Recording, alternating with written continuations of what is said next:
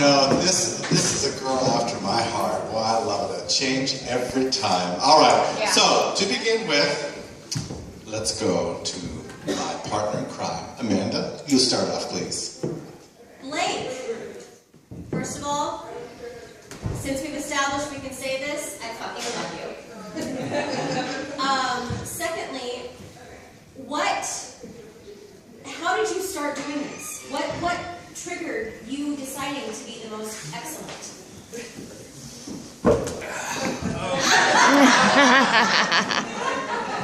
First of all, thank you. I fucking love you too. Thank you. There was a lot of bullying at PAHS.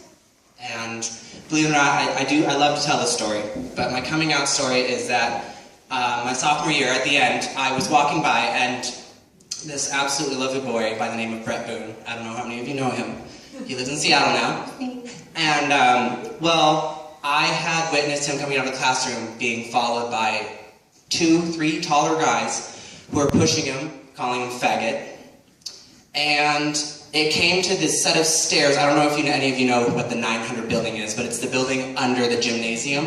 And there's those concrete stairs with those metal ridges. Well, he was walking down them and they pushed him. He had the quickest feet ever. He caught himself without falling. Now, I promise you, had he fallen on those fucking stairs, he probably would have died. And I realized at that moment, you know, in those movie situations that actually happen where everything's moving fast except for the scene you're focusing. Like everything's moving in slow motion, but the scene you're looking at is moving fast. Everyone's just walking in slow motion. I was focusing on this, and I noticed one thing. I was the only one standing and watching this. Everyone else was just, oh, boys will be boys, or just keep walking. And I didn't even notice if there was any staff members witnessing. And over the summer, I had kept going back to that situation saying, why did I give a fuck? Why was I the only one standing there who was thinking, this is a problem? And I had realized that I myself was gay. And I had one time talked to a friend of mine, and we talked for 6 hours. And I finally realized that I was gay, because he had come out recently. And after that, this was junior year. And junior year was moving along. And what ended up happening is that I was like, God, this shit needs to stop. So I called up my squid friends. I said, look, you guys are gay or you're fruit flies or fag hags or whatever, and you're also music people, so you know how to count. So I had them come in, and I rehearsed to Lady Gaga's Bad Romance, and I taught them how to do the dance that I learned, and I showed up at the end of the year talent show assembly, my junior year, 2010, and I rocked the shit out of some cut-up wetsuit with cuts in it and things like that, and some red tights, and I danced like a motherfucker in front of them, and instead of getting a bunch of boos and shit, I got lots of screams and cheers, and I think that right there showed a good portion of the bullies who were sitting there that there was more people on my fucking side. Yeah. It's on YouTube! And it is on YouTube. You can type Blake McCabe, just my name, and you can see my neighbors' performances and things like that. Whoopee. But it is on YouTube, Blake McCabe, Bad Romance Dance, PAHS, and you could find it, but now when I look at it, I'm like, ooh. That wasn't drag. That was a Latin boy in a dress. You're amazing.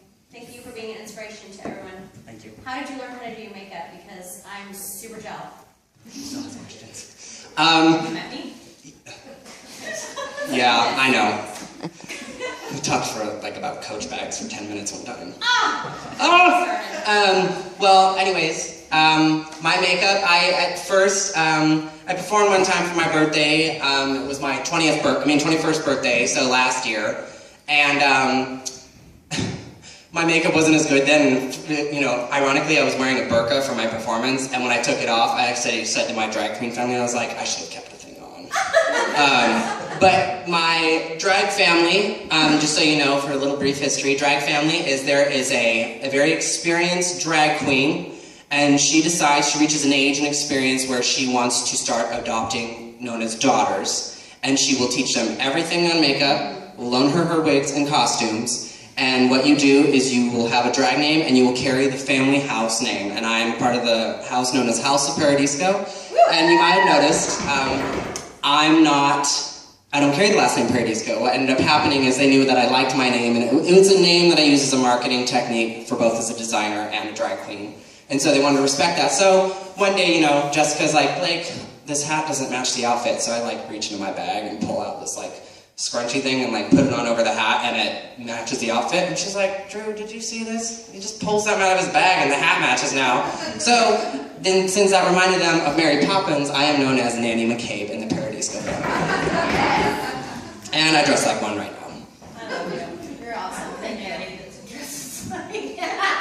Well, and I sew costumes, so they got a really big fucking deal, don't they? I get makeup, they get costumes. Those bitches. All right, we are going to take a short break. You've had a chance to hear all the contestants be interviewed.